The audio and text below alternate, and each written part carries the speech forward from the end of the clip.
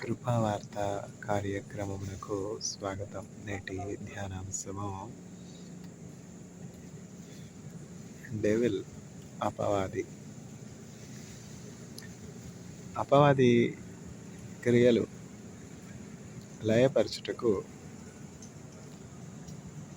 దేవుని కుమారుడు ప్రత్యక్షమాయను. 1 John chapter 3 verse 8. For this purpose the Son of God was manifested,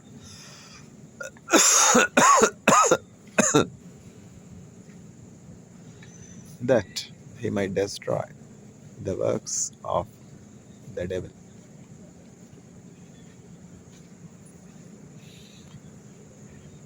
ఈ సాయం కాలమున యేసు ప్రభా వేడెదమా, నీ సుదయారసముల్కా నిత్యంబో మముగావో, చెడ్డ కలల్ రాకుండా నడ్డగించో మీ ప్రభో. బిడ్డలమో రాత్రిలో భీతి బాపుము తండ్రి, దుష్టుండా శోధకుని త్రొక్కుటకు బలమిమ్మో. భ్రష్టత్వమున మేము పడకుండా కాపాడు, నీ ఏకా పుత్రుండవు క్రీస్తేసు నామమున సాయం ప్రార్థనలెల్లా సరిగా నాలించుమి. జనకసుతా శుద్ధాత్మ ఘనదేవానుపింతం అని సముజీవించేరా జంబోజేయో మామే. డెవిల్ అపవాది. అపవాది క్రియలు లయపరచుటకు మనుష్య కుమారుడు ప్రత్యక్షమాయను. యోహాను వ్రాసిన మొదటి పత్రిక 3వ అధ్యాయము 8వ వచనం.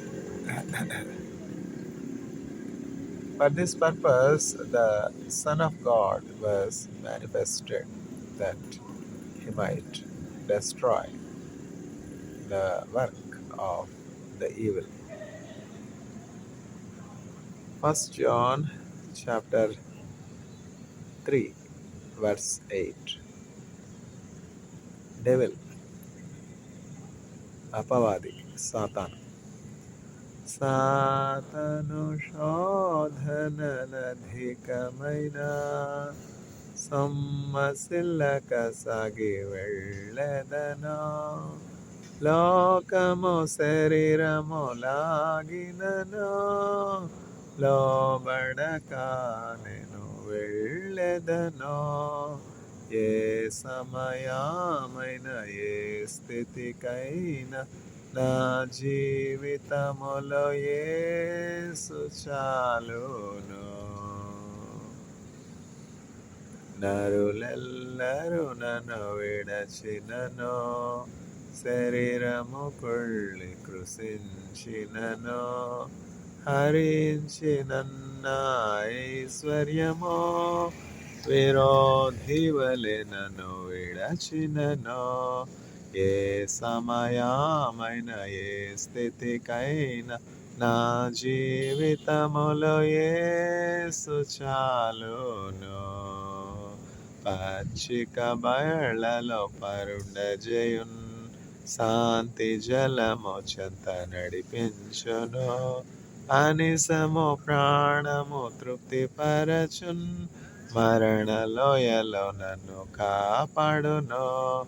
ఏ స్థితికైనా ఏ సమయమైనా నా జీవితములో యేసు చాలును.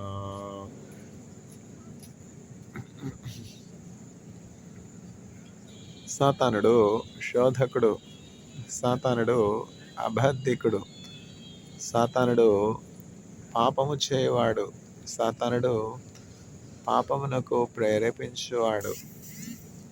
ఆ సాతాను యొక్క క్రియలను భగ్నం చేయుటకు, సాతానుడి యొక్క క్రియలను నాశనం చేయుటకు, ఆ సాతానుడి యొక్క క్రియలు నిష్ఫలము చేయుటకు దేవుడు ఈ భూలోకానికి యేసుక్రీస్తుగా అవతరించవలసి వచ్చింది.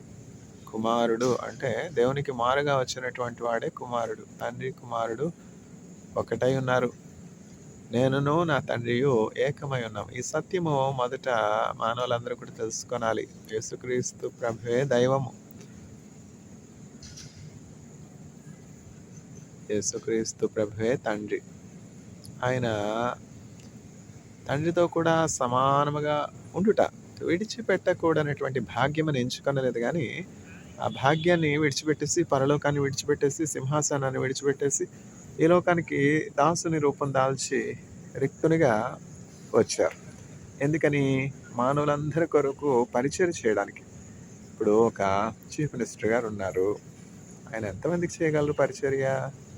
ఒకళ్ళకి, ఇద్దరికి, 100 మందికి, 1000 మందికి, 1,00,000 మందికి,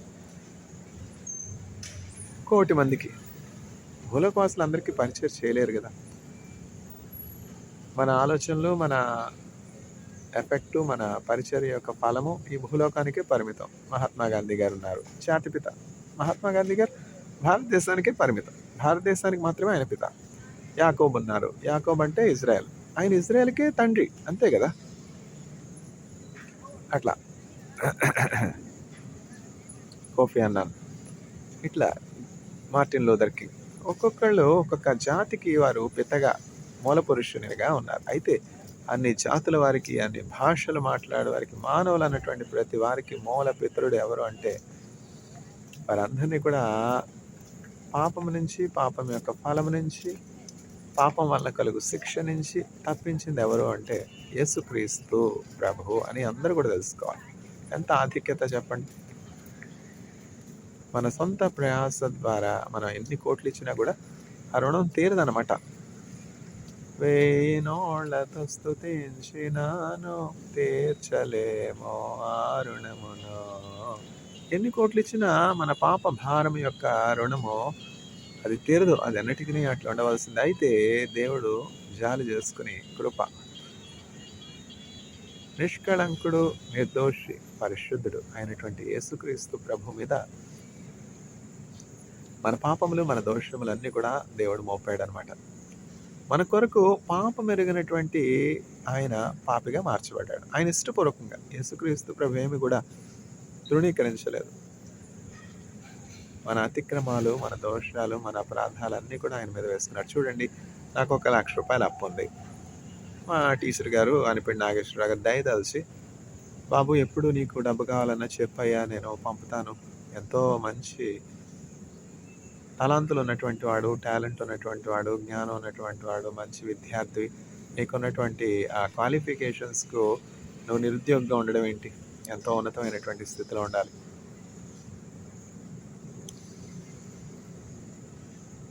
అయినా సరే బాధపడద్దు, నిరుత్సాహపడద్దు, కృంగిపోవద్దు.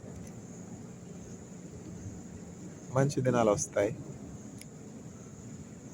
అని చెప్పి ఎంకరేజ్ చేసి, ప్రోత్సహించి అవసర సమయంలో 30,000 రూపాయలు ఇచ్చారు. ఎవరిస్తారు చెప్పండి ఈ రోజులు? ఎప్పుడు బంధం ఇది? ఎప్పుడో ఎంఎస్సి ఎప్పుడు కంప్లీట్ చేశాను నేను ఆంధ్ర యూనివర్సిటీలో, 2002 ఏప్రిల్కి అయిపోయింది. చరిత్ర ముగిసిపోయింది. అయినా సరే అప్పటి నుంచి ఇప్పటి వరకు ఆ అనుబంధం ఎట్లా నిలిచి ఉన్నది? అది దేవుని ప్రేమ కాదా? బాబు నీకెప్పుడు డబ్బు కావాలని చెప్పాయా నేను పంపుతాను. వాళ్ళకుండే ఖర్చులు వాళ్ళకుండవా? వాళ్ళ పిల్లలు లేరా? వాళ్ళ కుటుంబాలు లేవా? వారికి బాధ్యతలు లేవా? భారాలు లేవా? ఎందుకు ఇవ్వాలి? నేను ఎవరికైనా ఇవ్వగలుగుతున్నానా?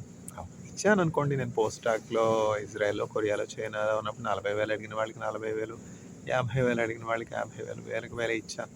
అందుకనే నీరు పోయేవానికి నీరు పోయబడి నేను అట్లా నీరు పోసానేమో దేవుడు ఆయన ఏర్పరచుకున్నటువంటి ఆయన దూతల ద్వారా 30,000 వెంటనే అవసర సమయంలో నాకు ఇట్లా అవసరం ఉంది సార్ అంటే వెంటనే నా అకౌంట్కి మినిట్స్ ట్రాన్స్ఫర్ చేశారు. మళ్ళీ తీరుస్తాం, అది వేరే విషయం. ఎవరు ఇస్తారు చెప్పండి? ఎంత చెట్టుకి అంతే గాలి. ప్రొఫెసర్ గారు ఉన్నారు, వాళ్ళకి 2 లక్షలు వస్తున్నాయి, ఇవ్వకూడదు అంటే ఎందుకు ఇవ్వాలి? ఎంత చెట్టు ఉంటే అంతే గాలి. వాళ్ళ పిల్లలకు ఉండే ఖర్చులు వాళ్ళకు ఉంటాయి, వాళ్ళ కుటుంబాలకు ఉండే ఖర్చులు వాళ్ళకు ఉంటాయి. వేజ్ లేబరర్కి ఉండే ఖర్చులు వేజ్ లేబరర్కి ఉంటాయి. వేజ్ లేబరర్కి ఒక 10,000 నెలకి ఆదాయం ఉంటే 20,000 ఖర్చు లేదా? అట్లాగనే ప్రొఫెసర్స్ కూడా 2 లక్షల ఆదాయం ఉంటే 3 లక్షలు ఖర్చు ఉంటుంది. వాళ్ళ లైఫ్ స్టైల్స్ వేరువేరుగా ఉంటాయి కదా. అట్లా అనమాట. దయగల వారి పట్ల దేవుడు దయ చూపించడానికి ఉంటాడు. మనం నీరు పోసినట్లయితే మనకి తప్పకుండా దేవుడు నీరు పోస్తాడు. నీరు పోయేవానికి నీరు పోయబడి he that waters shall himself be watered. ఎందుకంటే అపవాది కార్యాలన్నమాట. ఎందుకు అంత టాలెంట్ ఉండి, అంత చదువు ఉండి, నిరుద్యోగం ఉండడం ఏంటి? సాతానుడి కార్యాలు కాకపోతే? సాతానుడు ఉంటాడు, వాడు శోధించడానికి. పరిశుద్ధుడైనటువంటి యేసుక్రీస్తు ప్రభు సిలువ వేయబడ్డం ఏంటి? కాదా? సాతానుడి కార్యం కాదా? దేవుడు ఏం చేశాడంటే మానవులందరి యొక్క పాపములు ఆయన కుమారుడైనటువంటి యేసుక్రీస్తు ప్రభు మీద మోపి మన కొరకు పాపం ఎరగినటువంటి ఆయన్ని పాపిగా చేసి ఉన్నాడు అనమాట. అది సిలువ యొక్క ప్రాముఖ్యత. ఇప్పుడు ఆ 30,000 నేను తీర్చినా కూడా ఆ మనస్సు ఏ మనస్సుతో ఆయన ఇచ్చారో, కష్టంలో ఉండి అయ్యో అవసరతలో ఉన్నాడు, ఇంద్రనీళ్ళు మా ఇంద్రనీళ్ళు అనుకుని 30,000 వెంటనే పంపారు. ఆ 30,000 మాత్రం ఇవ్వగలను, కానీ ఆ ప్రేమ, ఆప్యాయత, దయ నేను తిరిగి ఇవ్వలేను కదా. అట్లాంటిది యేసుక్రీస్తు ప్రభు ఏం చేశారంటే నా పాపం, మానవులందరి యొక్క పాపం ఆయన అంగీకరించారు. నిర్దోషి అయినటువంటి ఆయన మానవులందరి యొక్క దోష శిక్ష భరించారు సిలువలో. అది యేసుక్రీస్తు ప్రభు యొక్క ఔన్నత్యం. ఎవరో యేసుక్రీస్తు ప్రభు ఆయన భూలోకానికి వచ్చి 2,000 సంవత్సరాలు అయిపోతుంది. అయినప్పటికీ ఏమిటి ఇంతమంది జనసమూహం ఆయన వెంబడించడానికి కారణం ఏంటి? హిందువులు కాదు, ముస్లింలు కాదు, క్రైస్తవులు కాదు, ఆఫ్రికన్స్ కాదు, అమెరికన్స్ కాదు, ఏషియన్ ఖండానికి చెందిన వారికి అందరూ కూడా. ఇందిరాగాంధీ గారు ఒక మహోన్నతమైనటువంటి ప్రైమ్ మినిస్టర్ గారు, ఆవిడ చెప్తారు world is filled with Christianity. ఏం లేకపోతే ఎందుకు ఆయన వెంబడిస్తారు చెప్పండి? సత్యం ఉన్నది ఆయనలో. ఆయన పరిశుద్ధుడు, ఆయన దేవుని కుమారుడు. ఆయనలో ఏ ఆకర్షణ లేదు. ఆయన బంగారు పట్టు పీతాంబరాలు వేసుకున్నాడా? ఆయనలో ఏమన్నా ఆకర్షణ ఉందా చెప్పండి? జనాకర్షణ ఏముంది? ఆయనకి ఏమైనా రాజదండం ఉందా? మకుటం ఉందా? కిరీటం ఉందా? అధికారం ఉందా? ఆయన చీఫ్ మినిస్టరా? ప్రైమ్ మినిస్టరా? రాజు వంటి ఏమన్నా ఆభరణాలు ఉన్నాయా? రాజు వంటి ముద్ర ఏమైనా ఉందా? రాజు అంటే పెలేషియల్ లైఫ్ ఏమైనా ఉందా? హేరోదు ఉన్నటువంటి ఆ అంతఃపురంలో యేసుక్రీస్తు ప్రభు జన్మించాడు. అయినా అంతఃపురంలో జన్మించకపోయినా ఇంత ఆకర్షణ ఏమిటి? ఇంత జనసమూహం ఆయన వెంబడించడం ఏమిటి? ఇది దేవుని కార్యాలు ఎట్లా ఉంటాయి. Eyes have not seen, ears have not heard, nor human heart has comprehended the things that God prepared for those that love him. చూసారా, యేసుక్రీస్తు ప్రభు ఈ లోకంలో మనం ఎట్లా జీవించాలో మనకి చూపించి ఉన్నారనమాట. యేసుక్రీస్తు ప్రభు దేవునికి మారుగా వచ్చినటువంటి వాడు. పరలోకాన్ని ఎవరు విడిచిపెట్టి వస్తారు చెప్పండి? ఇప్పుడు బంగ్లాలో ఉండేవాళ్ళు, రాజా అంతఃపురంలో ఉండేవారు, ఆ అంతఃపురాన్ని విడిచిపెట్టి పాకల్లో ఉండగలరా? స్లమ్ ఉండగలరా? దుర్వాసనలో ఉండగలరా? దుర్గంధంలో ఉండగలరా? పట్టుపాన్పుల్లో ఉండేవారు, ఎంతో సున్నితమైనటువంటి జీవన విధానానికి అలవాటు పడినటువంటి వారు, పాలు పెరుగు తిన్నటువంటి వాళ్ళు స్లమ్ ఏరియాస్లో ఉండగలరా చెప్పండి? కష్టం కదా. అట్లాంటి యేసుక్రీస్తు ప్రభు ఎట్లా ఆయన తగ్గించుకున్నారు?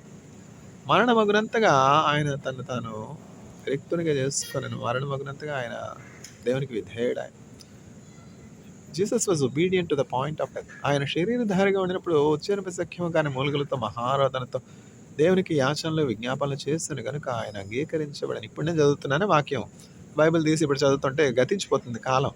ఎప్పుడో చిన్నప్పుడు చదివినటువంటి వాక్యం కదా. ఎప్పుడో గంటల తరబడి వాక్యాన్ని చదివి ఆయన పాదాల దగ్గర మోకరించి ప్రార్థన చేసుకుని చర్చిలో ఏమిటి ప్రీచర్స్, గొప్ప పండితులు కాదు, పామరులు బోధించినటువంటి వాక్యం. ఆ పామరులకి అంత జ్ఞానం ఎట్లా వచ్చింది, అంత స్వచ్ఛత, అంత స్పష్టత ఎట్లా వచ్చింది, అంత పాండిత్యం ఎట్లా వచ్చింది, ఆ వాక్య జ్ఞానం ఎట్లా వచ్చింది? This is the doing of the lord and it is the marvellous to our eyes.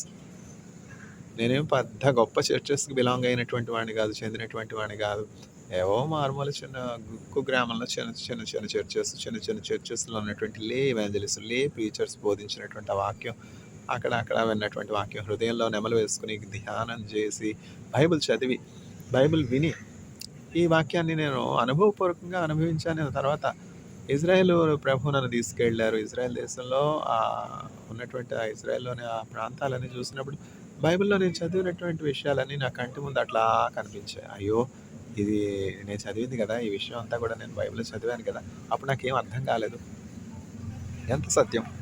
దేవుని వాక్యం ఎంత సత్యమైనది, దేవుని వాక్యం ఎంత యథార్థమైనది, యేసుక్రీస్తు ప్రభు ఎంత ప్రేమ కలిగినటువంటి వాడు. ఆ కల్వరి కొండకి వెళ్ళాను. ఆ కల్వరి కొండ మీదే కదా యేసుక్రీస్తు ప్రభు సిలువ వేయబడ్డాడు. ఆ కల్వరి కొండ చూస్తాను. ఆ కల్వరి కొండ క్రింద భాగంలో, కల్వరి కొండ సమీపంలో ఒక తోట ఉన్నది. ఆ తోటే అరిమతయి యోసేపు తన కొరకు సమాధిని సిద్ధపరచుకున్నటువంటి తోట. యేసుక్రీస్తు ప్రభు దేహాన్ని అరిమతయి యోసేపు తన కొరకు తొలిపించుకునేటువంటి సమాధిలో పెట్టాడు. యేసుక్రీస్తు ప్రభు ఆయన కొరకు ఏమైనా సమాధి సిద్ధపరచుకున్నారా చెప్పండి? బంగారాలు సిద్ధపరచుకున్నారా చెప్పండి? ఆస్తులు సిద్ధపరచుకున్నారా? ఇండ్లు పొలాలు సిద్ధపరచుకున్నారా? యేసుక్రీస్తు ప్రభు మాదిరి మనం అనుకరించాలి. ఒకడు సర్వలోకమును సంపాదించుకుని తన ఆత్మను కోల్పోతే మనకి ఏమి ప్రయోజనం చెప్పండి? డబ్బు సంపాదించుకోకూడదని నేను చెప్పను, డబ్బు కూడబెట్టుకోకూడదని చెప్పను. యోసేపు కూడబెట్టలేదా? కూడబెట్టాడు. ఎందుకు? తన కోసం కూడబెట్టుకున్నాడా? చావు సిద్ధమైనటువంటి భూలోకవాసులందరికీ కూడా పిడికెడు మెతుకులు పెట్టడానికి, పిడికెడు గుప్పెడు ఆహారం పెట్టడానికి, ఆ క్షామకాలంలో 7 సంవత్సరాలు మనుషులు చనిపోకుండా ఉండడానికి విస్తారమైనటువంటి ఇసుక రాశి వలె ధాన్యాన్ని పోగు చేశాడు. ఇప్పుడు కూడబెట్టుకునేవారు ఉన్నారు, మినిస్టర్స్ ఉన్నారు. వాళ్ళు ఎవరి కోసం కూడబెట్టుకున్నారు? ఒక్క మాట చెప్పండి. మనుషుల క్షేమం కోసం కూడబెడుతున్నారా? మనుషుల మేలు కొరకు కూడబెడతా ఉన్నారా? దేవుని చిత్తానుసారంగా కూడబెడతా ఉన్నారా? దేవుని ఆజ్ఞను బట్టి కూడబెడతా ఉన్నారా? దేవుని నడిపింపుని బట్టి కూడబెడతా ఉన్నారా? లేదే. వారి కోసం, వారి బిడ్డల కోసం, వారి భార్యల కోసం, ఇంకా వారి భవిష్యత్తు కోసం నేను నేను నేను అంతే కదా. ఏమయ్యారు గొప్ప గొప్ప లీడర్సు? వేల కోట్ల ఆస్తి, ₹1 అయినా పట్టుకెళ్ళగలిగారా? పరలోకానికి ఏది చేరుతుంది? మనం ఈ లోక సంబంధము కాము.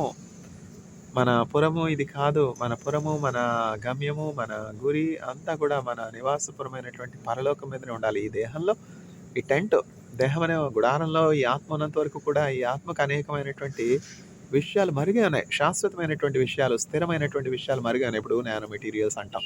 నానో మెటీరియల్స్ మన కంటితో చూడగలమా? నానో అంటే సబ్ మైక్రో మెటీరియల్స్ కదా. మైక్రో పార్టికల్స్ కంటే ఎంతో చిన్నవి. మనం మైక్రో పార్టికల్సే చూడలేం.